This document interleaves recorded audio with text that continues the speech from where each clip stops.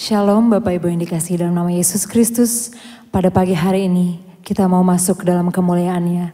Karena kita percaya hanya Dialah yang layak terima segala puji, sembah dan syukur.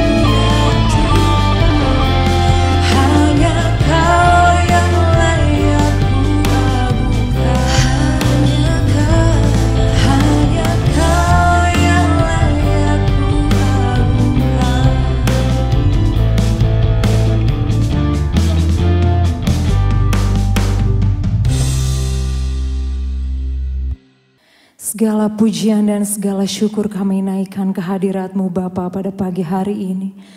Karena kami percaya kami punya Allah yang besar. Dan kami punya Allah yang ajaib. Kami punya Allah yang selalu membuat umat-Nya terpesona atas kasih dan berkat yang tiada hentinya Engkau curahkan bagi kami Bapa.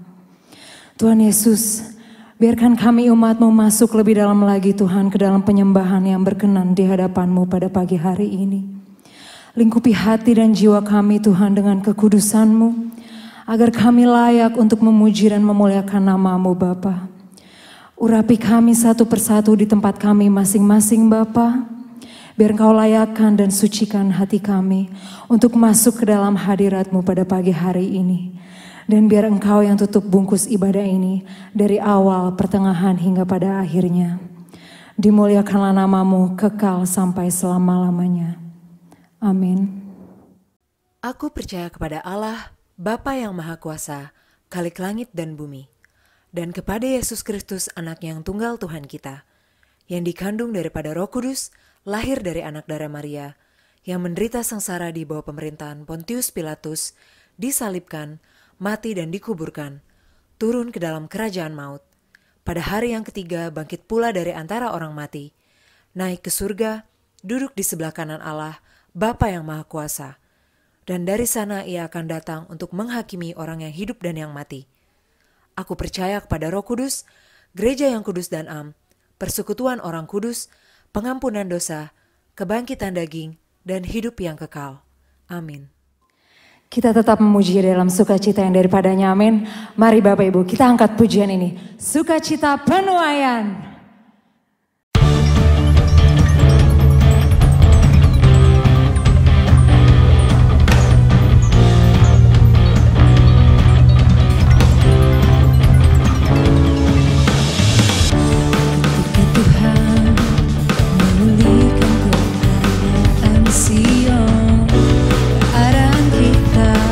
Seperti orang yang bermimpi, waktu itu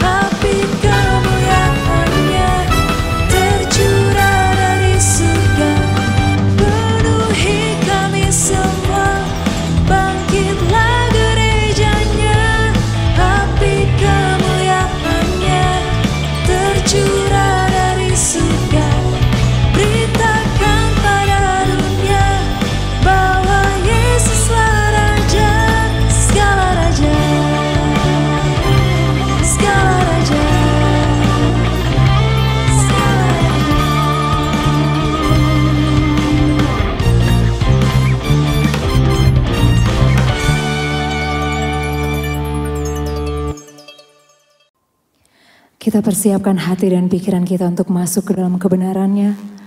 Berbicaralah Bapa pada pagi hari ini. Haleluya.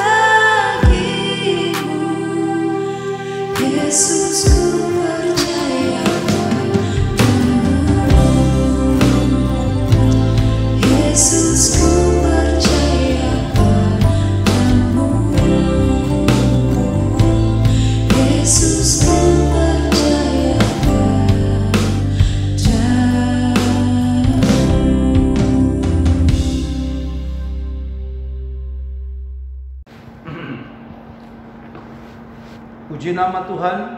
Shalom saudara-saudara kekasih dalam Tuhan kita Yesus Kristus.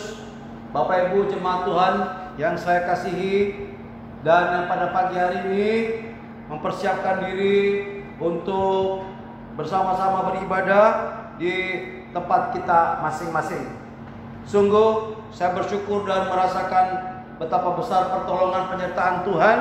Kalau sampai pada hari ini, saya percaya dan saya yakin Bapak Ibu saudara-saudara sekalian, kau dipelihara dan dalam keadaan sehat-sehat yang daripada Allah. Sekalipun masih kita beribadah di dalam rumah tangga kita masing-masing, atau saudara-saudara umat Kristiani yang dimanapun Anda berada, pada pagi hari ini yang tergerak untuk menyaksikan daripada ibadah kami, saya berdoa senantiasa supaya saudara diberkati lewat ibadah ini.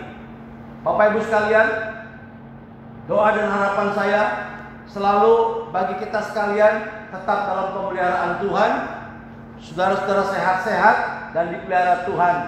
Dan yang kedua harapan saya, saudara, saya berharap kiranya Tuhan memberikan kepada kita sekalian keberanian, kekuatan untuk tidak terintimidasi oleh keadaan-keadaan hari-hari ini.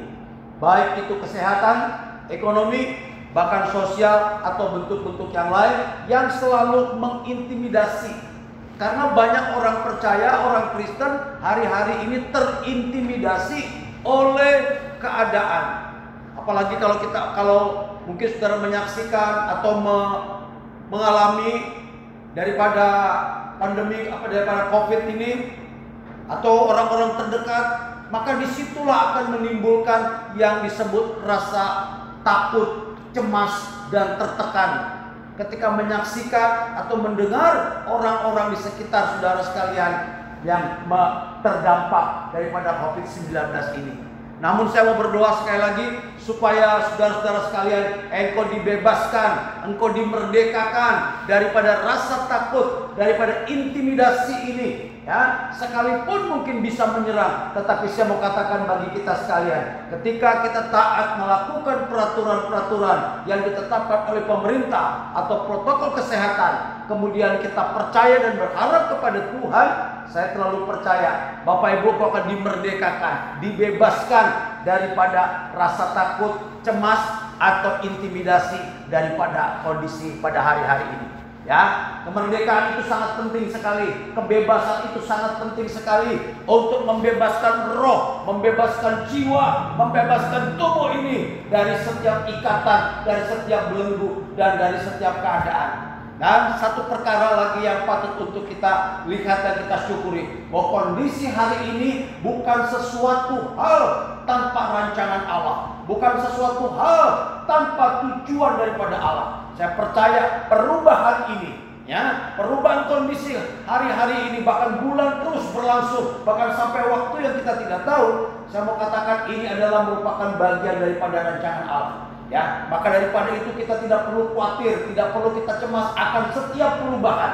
Karena di dalam perubahan itulah akan menghasilkan sebuah keadaan yang baru, akan menghasilkan sebuah wawasan yang baru, akan menghasilkan sesuatu yang dipersiapkan oleh Allah. Ya, tidak menuju kepada kehancuran bagi orang percaya, tetapi menuju kepada perbaikan. Tanpa perubahan kita tidak bisa mengalami yang namanya yaitu sesuatu hal yang baru. Demikian juga ketika kalau boleh kita ingat, bangsa negara Republik Indonesia berdiri akibat daripada sebuah perubahan besar yang terjadi di dunia ini, yaitu peristiwa Perang Dunia yang kedua.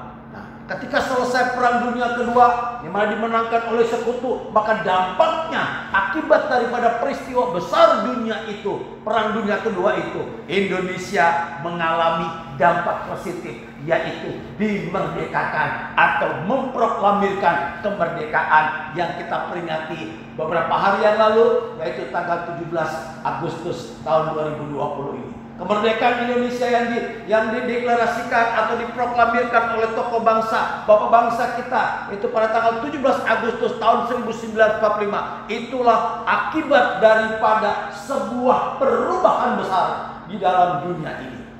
Nah, maka daripada itu kita tidak perlu khawatir, tidak perlu cemas akan setiap perubahan, baik itu berskala kecil, skala besar, bahkan skala global sekalipun. Pasti ada kebaikan-kebaikan yang Allah ingin dapat dinikmati oleh orang-orang percaya. Pada pagi hari ini saya ingin tergerak untuk membawakan renungan firman Allah yang saya beri judul Kembali kepada Rancangan Allah. Kembali kepada rancangan Allah.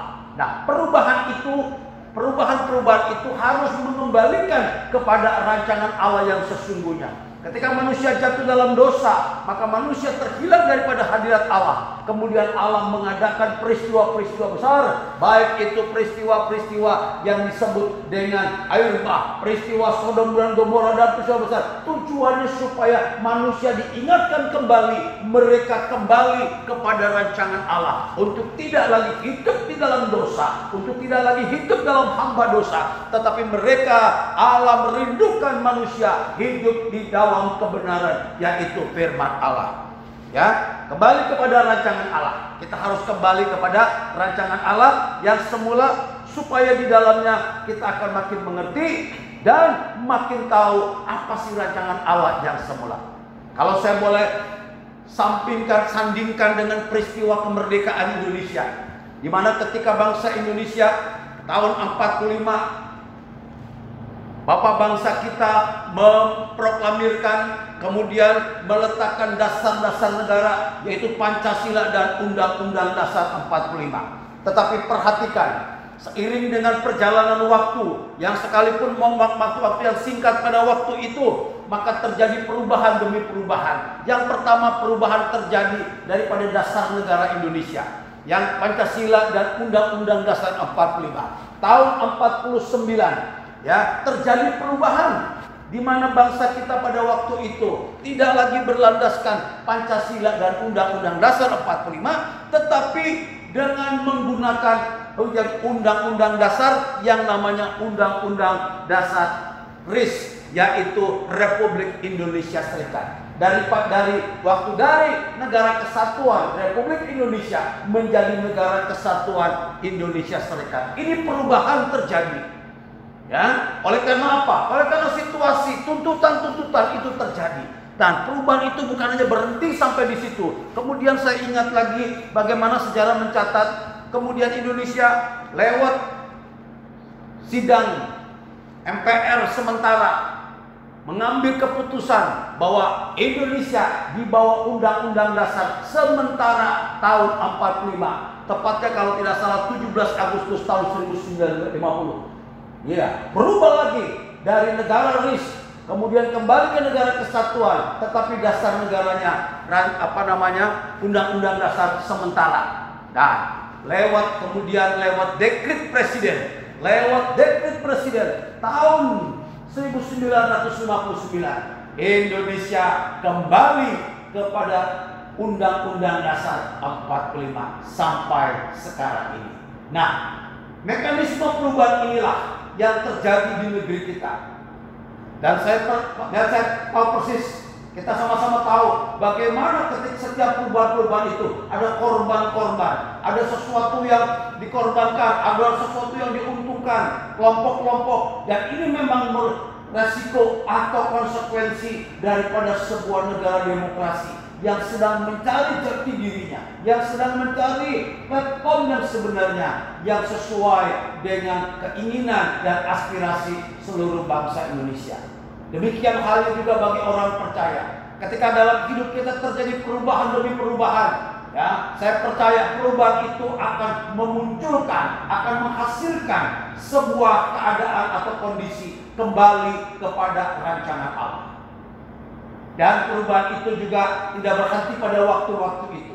Beberapa waktu yang lalu kita juga pernah mengalami bagaimana di negeri kita dalam rangka Pilkada DKI Jakarta, dimulainya di sana, makin tinggi intensitasnya, kemudian Pilpres, yaitu yang namanya politik identitas. Mungkin kita sudah sama-sama tahu apa itu politik identitas, di mana sebuah kelompok ya menggunakan politik ini sebagai kendaraan atau tujuan untuk mencapai tujuan tertentu.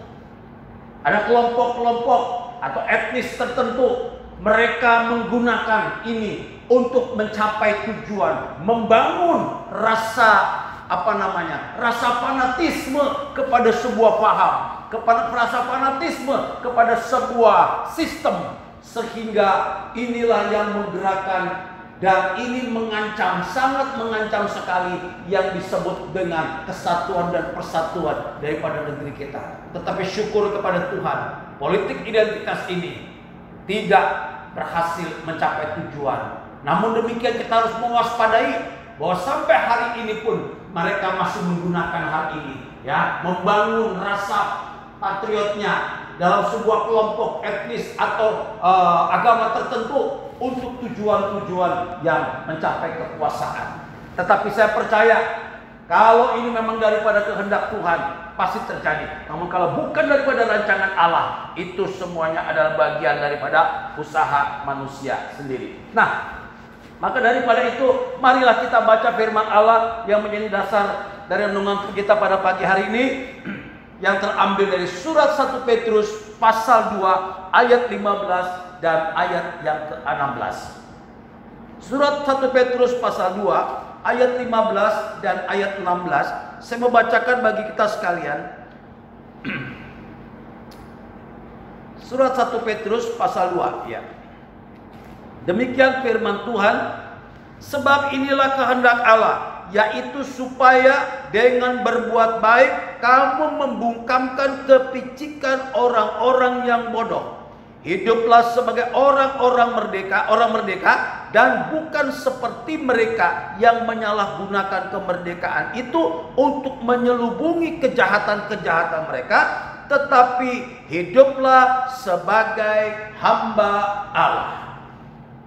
Perhatikan kedua ayat ini dari 1 Petrus pasal 2 ayat 15 dan 16 yang mengatakan, saya ulang lagi, sebab inilah kehendak Allah. Jadi Allah berkehendak, Allah rindu orang-orang percaya untuk hidup sebagai orang yang merdeka. Ayat 16 bagian yang pertama, hidup sebagai orang merdeka, ya, sebagai orang merdeka. Orang merdeka artinya orang yang tidak terbelenggu, orang yang tidak terintimidasi, orang yang tidak hidup di bawah tekanan, terutama yang utama adalah tekanan dan intimidasi daripada kuasa dosa. Tetapi hidup di dalam kemerdekaan, hidup di dalam kebebasan. Bukan bebas sesuai dengan konsep manusia, bebas berbuat apa saja, bebas melakukan tindakan-tindakan, bahkan juga tindakan dosa seperti kata 1 Petrus tadi, ya, dengan perbuatan dosa. Tetapi orang yang merdeka dikatakan firman Allah, hidupnya hidup sebagai hamba Allah. Wow, luar biasa. Jadi kehendak Allah bagi saudara dan saya orang percaya akhir zaman ini, yaitu hendaknya kita hidup sebagai orang merdeka. Apa itu hidup sebagai orang merdeka? Adalah hidup sebagai hamba Allah. Inilah yang saya katakan kembali kepada rancangan Allah. Kembali kepada rancangan Allah, berbicara tidak lagi hidup di dalam dosa, tidak lagi hidup di dalam kutuk dosa, tidak lagi hidup melakukan tindakan-tindakan yang tidak berkenan kepada Allah, tetapi hidup orang taat, sebagai orang yang taat melakukan hidup di dalam rencana Allah sebagai hamba Allah yang taat dan yang setia. Harus kembali kepada rancangan Allah. Apakah rancangan Allah semula bagi manusia pada umumnya? Kalau saya kutip dalam kitab Perjanjian Lama, dalam kitab Kejadian pasal 1 ayat 26 di sana mengatakan, berfirmanlah Allah. Ya, Kejadian pasal 1 ayat 26, berfirmanlah Allah. Dikatakan, baiklah kita menjadikan manusia menurut gambar dan rupa kita, supaya mereka berkuasa.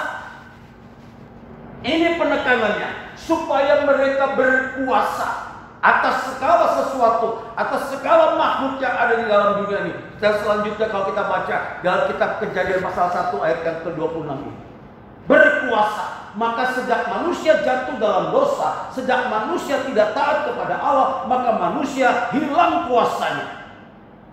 Termasuk kuasa yang paling yang penting adalah mereka diusir atau dikeluarkan dari Taman Eden. Mereka tidak lagi berhak, mereka lagi tidak memiliki otoritas, memiliki kuasa untuk hidup di dalam di tempat Taman Eden, tapi mereka dikeluarkan masuk ke dalam dunia ini.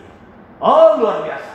Maka daripada itulah, inilah yang hilang dari dalam diri manusia, kuasa. Nah, sejak itulah manusia hidup sebagai hamba dosa.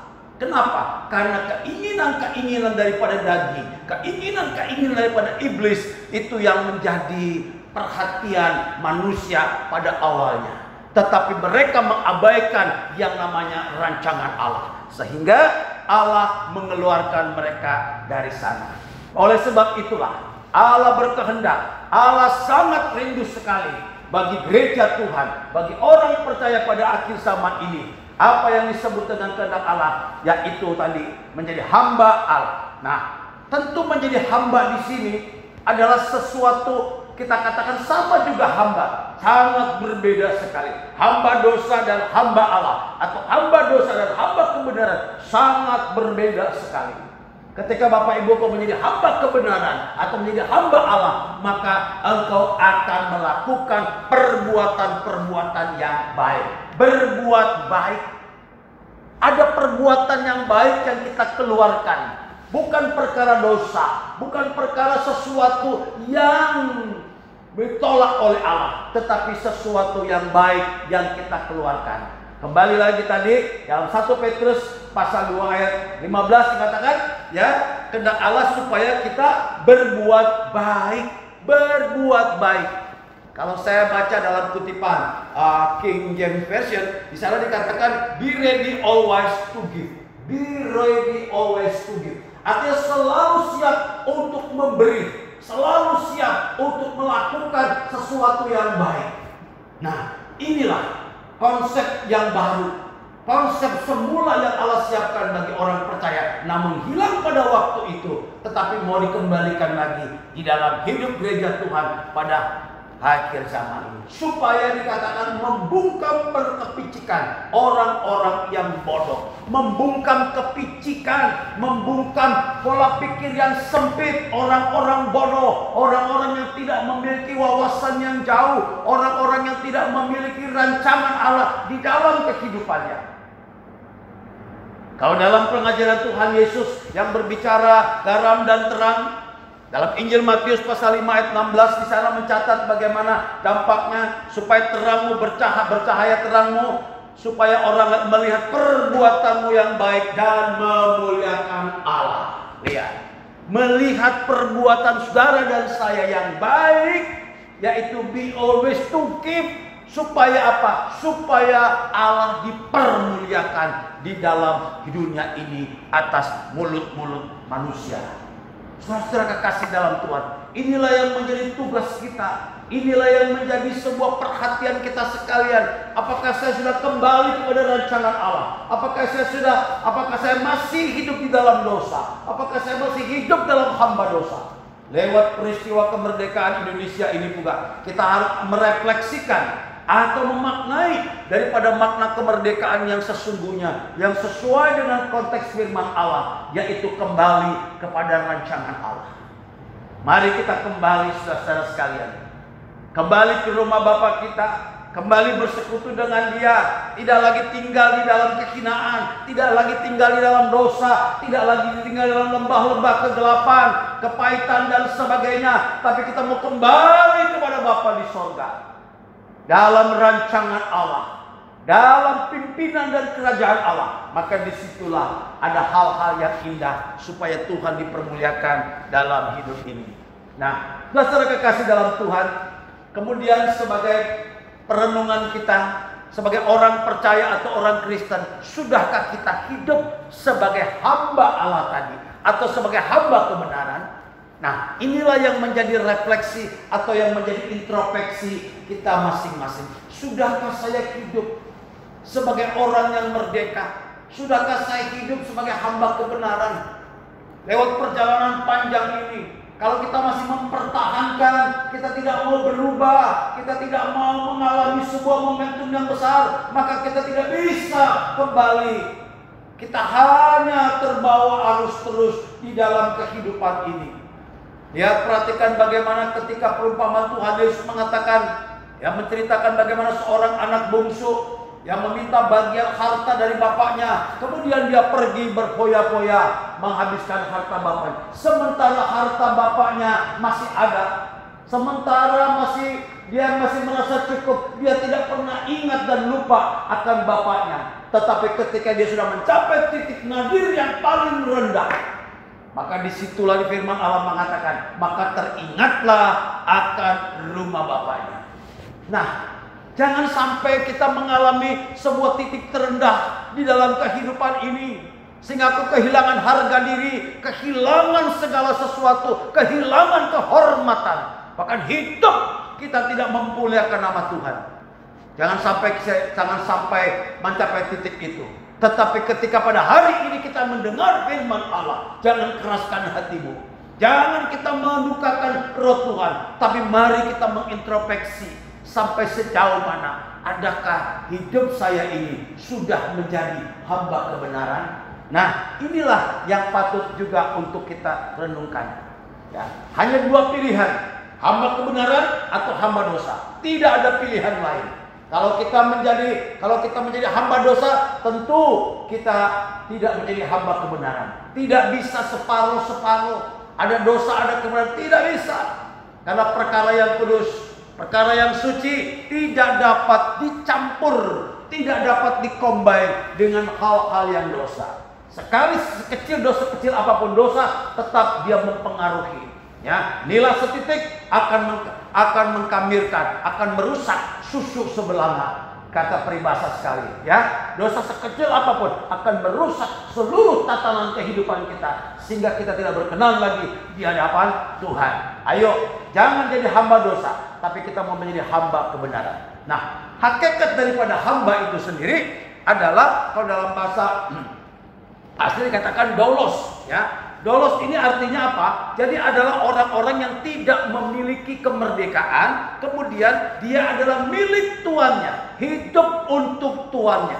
Nah, inilah harafiah dari perkataan hamba. Kalau saudara dan saya menjadi hamba kebenaran, hamba Allah, maka seluruh aspek hidup kita harus menjadi milik Tuhan kita, Yesus Kristus, dan hidup bagi kemuliaan kita punya Tuhan, yaitu Bapa di sorga. Luar biasa. Jadi mudah sekali kita mendefinisikan perkataan hamba ini. Kalau memang kita hamba dosa, masih hidup sebagai hamba dosa, maka kita mempertuan dosa, takluk di bawah kuasa dosa, terikat dengan dosa. Maka konsekuensinya sangat jelas sekali. Penderitaan, aniaya, kesukaran, bahkan puncaknya adalah kebinasaan. Tapi ketika darah hidup sebagai hamba kebenaran atau hamba Allah, maka ada kemuliaan demi kemuliaan yang telah Allah sediakan, ya. Jadi sekalipun hamba, cuma ada dua, hamba dosa atau hamba kebenaran. Jadi hamba dosa jelas sekali hidup dalam kehinaan, ya. Dia akan binasa puncaknya, tidak menghasilkan buah, tidak memberikan hal yang baik, tidak mengkontribusikan sesuatu yang bermanfaat, bahkan merugikan. Perkataan Tuhan Yesus, pengajaran dalam Injil Yohanes pasal 1 mengatakan, pencuri datang untuk mencuri, membunuh, dan membinasakan. Nah, itu jelas, itu orang yang hidup sebagai hamba dosa, sebagai pencuri, pembunuh, dan membina kebinasaan. Tetapi orang yang hidup di dalam kasih karunia Tuhan, maka engkau akan berbuah, kemudian akan menghasilkan hidup dalam kekudusan, dan puncaknya adalah hidup yang kekal menjadi bagian orang-orang yang percaya. Oh, luar biasa. Sangat jelas sekali, sangat jelas. Pilihannya cuma dua, tidak ada pilihan-pilihan yang ketiga dan sebagainya. Nah, saya mau bacakan surat Roma pasal 7 ayat 19. Roma pasal 7 ayat 19. Yang mengatakan demikian. Ya. Sebab bukan apa yang aku kehendaki, yaitu yang baik yang aku perbuat, melainkan apa yang tidak aku kehendaki, yaitu yang jahat yang aku perbuat. Mengapa saya kemukakan ayat ini? Karena ada pertanyaan berikutnya lagi. Ya, pertanyaan berikutnya adalah bagaimana caranya supaya kita bisa menghindari atau melawan keinginan dosa. Ya, karena perkara dari hamba dosa menjadi hamba kebenaran ini memerlukan sebuah proses, memerlukan sebuah perjuangan, memerlukan sebuah komitmen, dan memerlukan sebuah usaha yang sangat keras dalam hidup manusia. Mengapa demikian? Karena manusia pada hakikatnya kita masih hidup di dalam daging. Kita masih menggunakan tubuh ini. Ada keinginan-keinginan daging, ada kelemahan-kelemahan, dan roh Allah ada di dalam hidup itu. Maka daripada itu, kalau kita mau hidup menjadi hamba Allah atau menjadi hamba kebenaran, itu harus ada perjuangan, harus ada usaha yang keras. Maka pertanyaan yang kedua adalah bagaimana caranya supaya kita bisa berjuang melawan keinginan dosa menjadi hamba kebenaran. Bagaimana caranya? Harus dengan cara-cara firman Tuhan. Kalau tadi Rasul Paulus katakan kepada orang di Roma pasal 7 ayat 19 mengatakan, saya ulang lagi, bukan apa yang aku kehendaki yaitu yang baik yang aku perbuat. Aku menghendaki berbuat sesuatu yang baik. Aku mau melakukan kebaikan, aku mau ibadah, aku mau berdoa, aku mau berpuasa, aku mau memberi. Aku mau melakukan sesuatu yang baik, tetapi apa daya? Aku tidak mampu. Maka selanjutnya dikatakan apa yang aku lakukan adalah yang jahat yang aku perbuat. Tidak sesuai dengan kehendak hati nurani, tidak sesuai dengan kehendak roh Tuhan yang ada di dalam hidup kita yang aku perbuat. Maka daripada itulah saya katakan tadi, perlu perjuangan, perlu usaha-usaha, dan perlu tindakan-tindakan yang konkret dalam hidup ini supaya engkau bisa mengatasi keinginan-keinginan dosa tadi. Seperti firman Allah mengatakan, ya bagaimana orang yang berdoa, roh berkehendak orang untuk berdoa, roh berkehendak untuk melakukan perbuatan yang baik, tetapi daging ini lemah. Inilah yang merupakan perjuangan. Dan perjuangan itu hanya dapat dilakukan oleh saudara-saudara pribadi lepas pribadi. Tidak bisa secara bersama, atau tidak bisa kita mengandalkan, atau tidak bisa kita minta tolong kepada orang lain, baik kepada hamba Tuhan, tidak bisa. Tetapi justru ini yang harus digeluti, harus digumuli pribadi lepas pribadi, untuk dapat kita berjuang. Rasul Paulus juga sudah mengatakan demikian. Dia mungkin pernah gagal, dia mungkin sedang berjuang. Yang kukerjakan adalah yang jahat, bukan yang aku kehendaki. Oh Tuhan, perlu kita kekuatan, kita perlu pertolongan Tuhan. Bukan dengan kemampuan kita, bukan dengan kuat gagah saudara sehingga saudara bisa melakukan hal itu, tetapi hanya oleh pimpinan pertolongan daripada Tuhan. Namun demikian, ada hal-hal yang dapat juga kita kerjakan sebagai kontribusi dalam hidup ini, yaitu untuk terus-menerus melakukan berjuang untuk melakukan perbuatan-perbuatan yang baik. Ketika kita maksimal melakukan, maka saya percaya selebihnya adalah Allah yang memberikan kekuatan dan yang menganugerahkan kepada saudara dan saya. Namun demikian, harus ada usaha, harus ada tindakan keluar daripada tempat gelap, keluar daripada kondisi-kondisi yang menjijikan. Kembali lagi peristiwa anak bungsu yang meninggalkan rumah bapaknya perumpamaan Tuhan Yesus. Ketika dia teringat akan rumah bapaknya, kemudian bukan hanya sekedar sampai teringat saja, bukan hanya sampai wacana saja, tapi dikatakan maka bangkitlah anak itu, maka bangkitlah ia, berangkatlah ia kembali ke rumah bapak. Wah, ini tindakan ini yang diperlukan. Bukannya sekedar aduh aku lemah, aku banyak salah, aku banyak dosa, kemudian tidak melakukan tindakan sesuatu. Tidak. Mari kita bergerak, mari kita bertindak. melangkah sesuatu hal yang pasti menuju kepada kebenaran yang daripada Allah.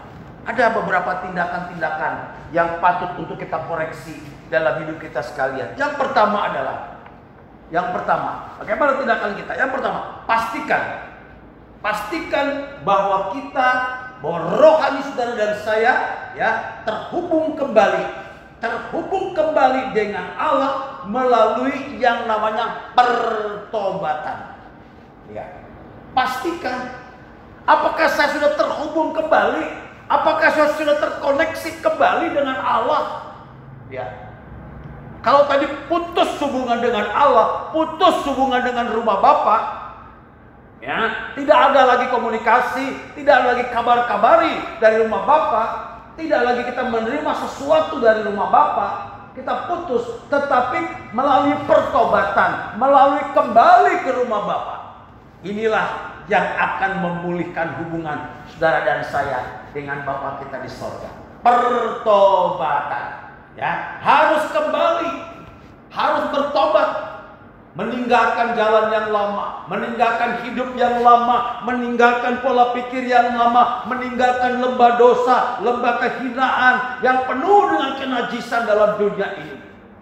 Apakah itu perbuatan-perbuatan yang tidak berkenan kepada Allah, perbuatan-perbuatan kegelapan yang sering kali mudah kita lakukan, atau ikatan-ikatan yang membelenggu hidup kita, seolah-olah ini merupakan kesenangan, seolah-olah ini merupakan sesuatu yang menyenangkan tubuh. Ya, dalam ikatan ini manusia terikat dengan dunia ini. Ada dua keterikatan dalam dosa yang selalu membuat manusia tidak berdaya. Sebagai salah satu contoh, manusia bisa terikat dengan hobi. Ya, oleh karena hobi maka dia terikat sekali. Dia mengabaikan tugas-tugas yang lain. Dia mengabaikan sesuatu yang lebih berguna hanya karena hobinya. Seolah-olah inilah kesenangan saya. Salah satunya mungkin, ya mohon maaf, ada orang yang hobinya merokok mulainya. Lama-lama dia akan terikat dengan rokok itu. Ya, sampai tua, sampai selalu dia tidak bisa lepas dengan perkara. Mula-mulanya hobi, mula-mulanya hanya untuk menunjukkan identitas seorang pria, seorang laki-laki sudah dewasa. Contoh konkret yang selalu kita perhatikan, ya, tetapi dia tidak bisa. Ikatan yang kedua adalah roh mamon. Nah, ini juga menjadi sebuah ikatan yang kuat dalam dunia ini. Seluruh manusia mengikatkan dirinya kepada roh mamon, ya, menghambakan dirinya seolah-olah mamon itu atau uang itu adalah sesuatu yang paling penting berharga dalam hidup. Berapa banyak orang yang mengambil sikap dan pola pikir seperti ini. Mudah kita menemuinya. Bahkan kadang-kadang kita pun mungkin bisa terjebak dalam kondisi seperti ini. Tapi syukur kepada Tuhan kalau Bapak Ibu kau tidak mengalami, ya. Tidak terikat dengan uang. Uang kita perlu uang. Manusia perlu uang. Tetapi ingat, uang bukan segalanya. Ada satu kali uang tidak bisa menolong saudara. Ada satu kali uang tidak bisa berguna dalam hidup saudara sekalian. Ketika kau meninggalkan dunia ini, uang tidak berguna lagi. Tapi iman percaya kepada Yesuslah itulah yang membawa kita ke surga. Ketika dokter sudah hands up, tidak ada harapan untuk sembuh. Seberapa banyak uang yang kita gelontorkan untuk membeli kesehatan tidak lagi dapat diterima atau ditolak oleh tubuh ini karena sudah rusak oleh karena berbagai-bagai pelanggaran dosa. Ya, berapa banyak orang yang mengalami ini. Seolah-olah hanya uang yang menjadi solusi yang utama dalam hidup kami.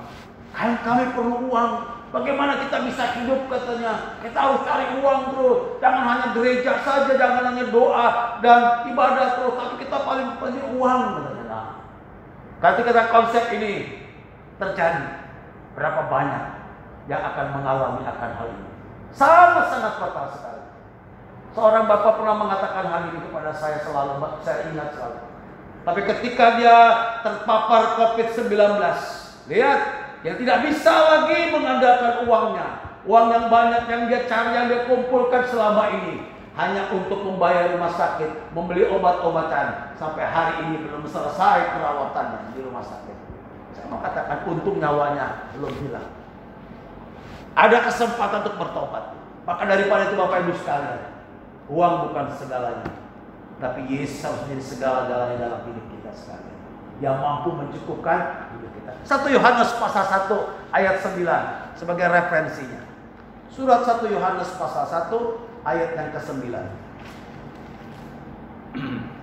Demikian firman Tuhan, jika kita mengaku dosa kita, maka Ia adalah setia dan adil, sehingga Ia akan mengampuni segala dosa kita dan menyucikan kita dari segala kejahatan. Ini yang harus dilakukan. Ada pertobatan, meninggalkan dunia yang lama, kemudian masuk kepada kehidupan yang baru. Bertobat, ya, memang kalau baru percaya Tuhan Yesus, terima Yesus sebagai Tuhan Juru Selamat, kemudian dibaptis, itu adalah pertobatan.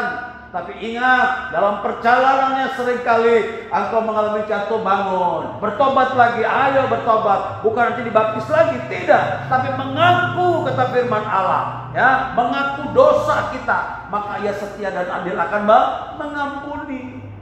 Dia tidak pernah menolak orang yang datang kepada Dia. Dia tidak pernah menghindar para pendosa-pendosa untuk datang minta pertolongan dan minta ampun kepada Dia. Seorang wanita yang kedapatan bersinah sekalipun, Dia tidak menolaknya dan Dia tidak menghukum. Maka Dia katakan, pulanglah dan jangan berbuat dosa lagi. Artinya apa? Dosanya sudah diampuni perempuan yang berdosa tersebut. Luar biasa Tuhan Yesus. Maka daripada itu, pengampunan datangnya hanya daripada Tuhan kita Yesus Kristus. Jadi pastikan, ya, pastikan bahwa hidup saudara dan saya sudah bertobat, ya, kembali kepada Allah melalui pertobatan. Yang kedua, pastikan bahwa kita terhubung terus-menerus dengan Allah melalui doa dan berseru, ya. Kalau tadi melalui pertobatan, sekarang melalui doa. Karena doa adalah sesuatu sarana, suatu media yang Allah berikan bagi orang-orang percaya. Saluran doa inilah yang mampu menghubungkan antara bumi dengan sorga. Kitab Yeremia pasal 29 ayat yang ke-11 dan ayat yang ke-14. Kitab Yeremia pasal 29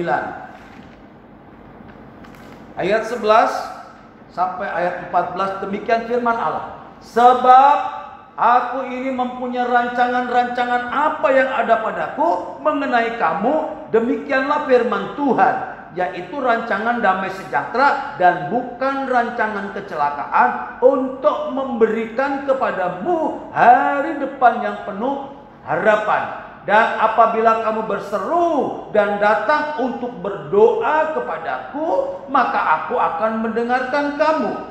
Apabila kamu mencari aku, kamu akan menemukan aku. Apabila kamu menanyakan aku dengan segenap hati, aku akan memberi kamu menemukan aku. Demikianlah firman Tuhan. Dan aku akan memulihkan keadaanmu dan akan mengumpulkan kamu dari antara segala bangsa dan dari segala tempat kemana kamu telah kucerai-beraikan. Demikianlah firman Tuhan. Dan aku akan mengembalikan kamu ke tempat dari mana aku telah membuang kamu. Aku akan memulihkan. Kalau kau berdoa dan berseru, maka firman janji firman Allah, aku akan memulihkan. Karena kembali kepada rancangan tadi, ayat yang ke-11, rancangan Allah bukan rancangan kecelakaan, tapi rancangan yang memberikan hari depan penuh harapan. Itu rancangan Allah. Oh, luar biasa indahnya saudara. Kalau kita menyadari akan kondisi ini, jangan keraskan hatimu. Ya, mari kita kembali bertobat. Mari kita kembali menggiatkan, ya, untuk apa? Berdoa dan berseru. Berdoa bukan cuma dengan kata-kata, berdoa bukan cuma secara liturgis, ucapan permohonan, bukan. Tapi doa yang sesungguhnya, kita membangun persekutuan yang intim dengan Dia dalam roh dan kebenaran, dalam pimpinan Roh Kudus dan di dalam landasan firman Allah. Itulah roh dan kebenaran. Saudara kasih dalam Tuhan, jangan berhenti untuk berdoa, berseru kepada Dia. Justru sekarang adalah waktu yang terbaik bagi kita sekalian. Untuk apa? Untuk lebih meningkatkan waktu-waktu doa kita dalam rumah tangga kita masing-masing. Kalau kau mungkin merasa sepi, merasa sendiri berdoa di rumah, tidak ada semangat, tidak ada urapan atau dingin, ayo berdoa secara bersama, secara berunity atau secara komunal. Gereja memberikan sarana-sarana saluran doa. Memang kita tidak bisa berdoa berkumpul lagi sebagaimana biasa, tapi lewat virtual kita bisa berdoa. Ada teknologi-teknologi yang bisa kita pakai, yang bisa terkoneksi dari rumah kita masing-masing untuk kita saling bertatap muka, saling kita berbagi, saling kita share, saling kita mendukung dalam doa. Maka gunakan kesempatan itu. Ayo, setiap hari Rabu malam jam 19 kita berdoa lewat media online atau lewat Zoom. Ya, coba tanyakan kepada yang lain-lain, hubungkan supaya apa? Supaya kau bisa bertatap muka, lihat saudara-saudaramu yang sudah lama tidak berjumpa. Ya, lihat, saya rindu para jemaat juga untuk melihat wajah-wajahnya. Mungkin bukan lewat langsung, tetapi kita lewat media, lewat Zoom kita bisa saling memandang, saling bisa menyapa. Ayo, ibu-ibu yang sudah usia lanjut, ya usia lansia, minta tolong kepada cucunya, tolong cuk dibukakan Zoom, ya kata Bapak Gembala ada Zoom katanya, kita doa sama-sama. Ayo kita doa, kita berseru. Sekarang waktunya ya untuk kita terus menguatkan. Tidak ada lagi hal yang mampu menolong Bapak Ibu sekalian, tidak ada yang lagi mampu. Pemerintah pun tidak bisa menolong Bapak Ibu sekalian, cuma hanya bisa menolong secara finansial, ya lewat bantuan-bantuan sembako, lewat lain-lain, tapi tidak bisa menolong nyawa, tidak bisa menolong hari depanmu. Hanya Yesus satu-satunya. Pastikan Bapak Ibu suka berdoa. Ayo, jangan terlena, jangan nyenyak dengan urusan sendiri. Ya, jangan menonton yang lain-lain. Berikan waktu kita untuk Tuhan. Saya menghimbau khususnya kepada jemaat. Ayo, tingkatkan jam doa. Lewat Zoom kau bisa berdoa. Saya umumkan terus dalam grup-grup WA. Kemudian warta jemaat saya tulis di sana. Kenapa tidak ada yang rindu untuk berdoa? Beratkah? Susah untuk berdoa? Itu dosa, itu ikatan. Bukan kemalasan, bukan ketidaktertarikan. Doa bukan sesuatu yang menarik. Doa bukan sesuatu yang menyenangkan tubuh. Tapi doa sangat penting sekali buat kehidupan rohani jiwa dan tubuh saudara sekalian. Jangan tunggu sampai kau sakit, jangan tunggu sampai kau tidak berdaya baru datang minta doa kepada gembala. Tapi belajar kita bersekutu dalam doa. Saya ingatkan kepada jemaat Tuhan, ayo, saya tidak keras tetapi menghimbau, saya mengasihi Bapak Ibu sekalian. Kita berdoa sama-sama. Supaya apa? Ada kekuatan bersama-sama. Ya, itulah himbauan kami.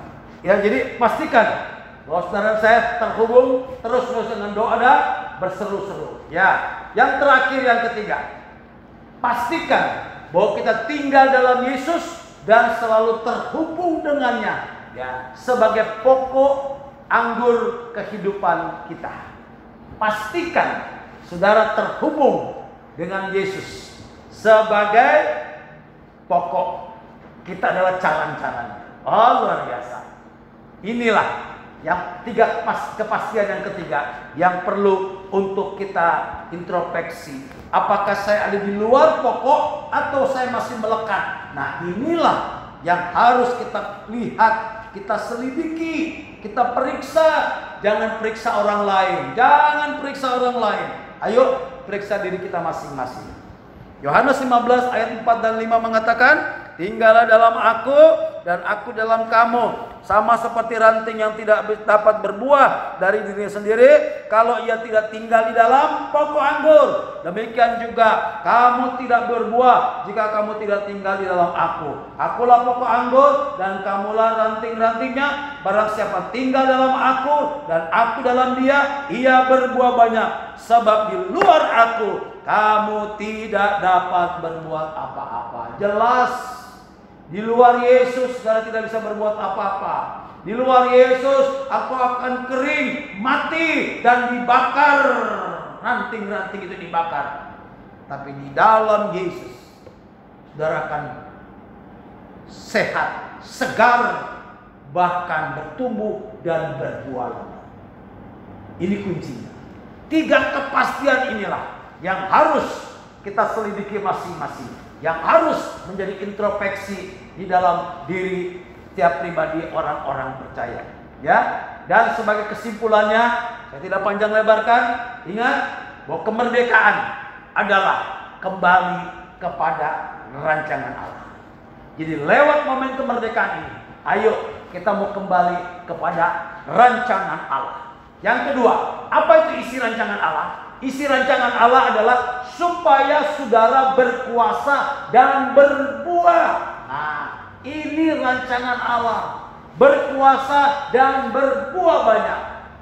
Itu rancangan Allah. Bukan lemah atau bukan tidak menghasilkan buah. Kering, tidak. Tapi berkuasa dan berbuah. Itu isi rancangan Allah. Yang ketiga, hidup sebagai hamba Allah adalah identik dengan hidup di dalam kebenaran. Hidup sebagai hamba kebenaran, ya. Kemudian apa? Sehingga tetap ada taat kepada kebenaran. Taat kepada kebenaran maka akan berakhir kepada pengudusan dan puncaknya adalah hidup yang kekal. Ini jadi tahapan-tahapannya. Ketika kita sudah masuk di dalam hidup sebagai hamba kebenaran atau hamba Allah, maka karakternya adalah taat pada kebenaran, setia kepada kebenaran. Maka itu akan memproses, akan memberikan sebuah benefit kepada saudara, yaitu engkau hidup di dalam kekudusan, kemudian akan berakhir kepada kehidupan yang kekal. Inilah yang saya katakan identitas orang percaya, identitas orang merdeka, tidak lagi hidup di dalam dosa. Kiranya firman Allah yang singkat ini, yang sederhana, saya percaya akan menggugah, akan mengingatkan kita, melihat jati diri kita masing-masing, identitas kita. Apakah identitas kita ini hamba kebenaran atau hamba Allah ataukah hamba dosa? Tinggal pilihan masing-masing di tangan kita. Tugas saya sebagai hamba Allah sudah mengingatkan. Saya percaya Roh Kudus yang akan menuntun, Roh Kudus yang akan memberikan kita kekuatan supaya kita bisa meninggalkan tempat dosa, meninggalkan hidup dalam dosa, kembali kepada hidup di dalam kebenaran, yaitu orang-orang yang merdeka. Supaya orang di luar melihat perbuatanmu yang baik dan memuliakan Allah. Tuhan Yesus memberkati kita sekalian. Amin.